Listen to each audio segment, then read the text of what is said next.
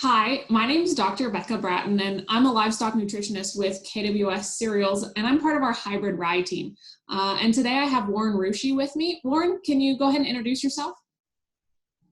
Certainly. My name is Warren Rushi. I'm the SDSU Extension Beef Feedlot Management Associate. I'm based on the campus of South Dakota State University in Brookings, South Dakota. I work with cattle feeders and backgrounders throughout our state, helping those folks become more profitable, more sustainable, and improve their business. Great. So can you tell me a little bit about Hybrid Rye and what made you think it could work as a potential feed ingredient for feedlot cattle? Well, hybrid rye is a new option for crop producers here in South Dakota and across a much wider range of geographies. And we've grown rye for generations, but the hybrid rye offers the added benefits of increased yield and reduced ergot susceptibility. The unanswered question, though, was how well does this work in cattle diets? At least here in South Dakota, any crop that can eventually be used through livestock has much more options and much more attractive from a planting standpoint because we have that option for another market. So what we did is we thought that we wanted to explore the possibilities because there was very little work done at least certainly not recently, on feeding rye to cattle. So we set up an experiment at the Southeast Research Farm to evaluate hybrid rye in finishing yearling steers. Can you explain the design for that experiment just a little bit? Certainly. So what we did, we had 4 different treatments. Our control was a 60% corn with distillers, corn silage, and supplement, a very typical upper Midwest corn belt kind of cattle diet.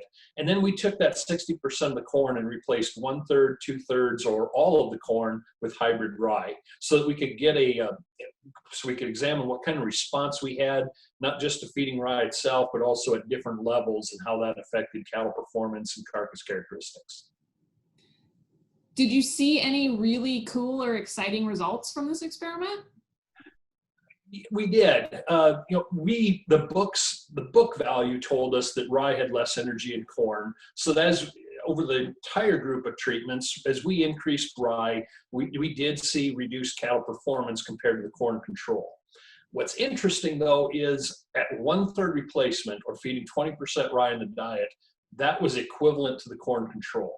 So what that's telling us is we've got an opportunity to, depending on an operations production system, to incorporate a portion or a blend of rye with the corn, get equivalent performance, and still have some of the benefits of including rye in a crop rotation. And for that matter, if the market conditions signal us that complete replacement makes sense, we also proved we can do that, because that was one of the prevailing thoughts prior to our work, was that there was a hard limit on how much rye we could feed. And we proved that yes, you can. Gave up some performance to do that, but it was certainly possible. So we talked about replacing corn. How do you think hybrid rye as a crop really fits into that traditional corn-soy rotation? And is there value to a farmer if they introduce this new crop? I think that's really the exciting part of this, is thinking about this from a systems point of view. We know that the more options a farm business has, the more resilient they'll be, and the better chances they have to survive challenging economic conditions like we have right now.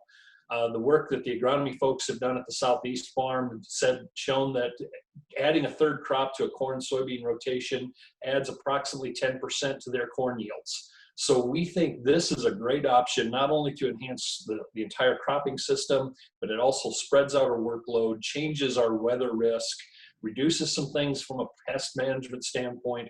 Plus, we have the advantage of being able to take straw for bedding, a place to go with manure outside of the fall season, and also gives us some flexibility. If we find ourselves caught and we need forage, we can always use this crop as a forage crop, really without missing a beat from a cropping system standpoint. So we think that this really has an awful lot of potential and possibilities as part of a systems approach where we can use this 3rd crop to enhance the rest of the cropping system and still also provide us some opportunities for livestock feed. Very exciting. So, based on these results and the work you've done, if a producer comes to you and says they're interested in feeding hybrid rye to cattle, what would you tell them? Well, the first thing, and I'm assuming by the time they talk to me that they've already worked through some of the cropping system aspects and have decided that this is a fit.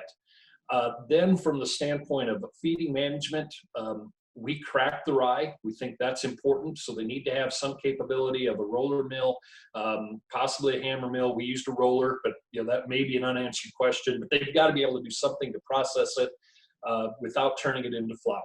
I still think that limitation of blend is probably the right approach. One thing I would recommend is even with the hybrid rye, one of their benefits is lower ergot contamination levels, but I would still suggest making sure we know what that is, because that may provide there may be some limitations as to how much we can use depending on how high ergot got in the rye. And then finally too, we're adding another ingredient, so we have to think about, do you have a bin, storage bay? Those, I don't think those are insurmountable issues, but they are things that have to be at least considered as we're thinking about adopting this. Very good. Well, thank you so much for your time. I really appreciate it, and keep up the good work. Thank you.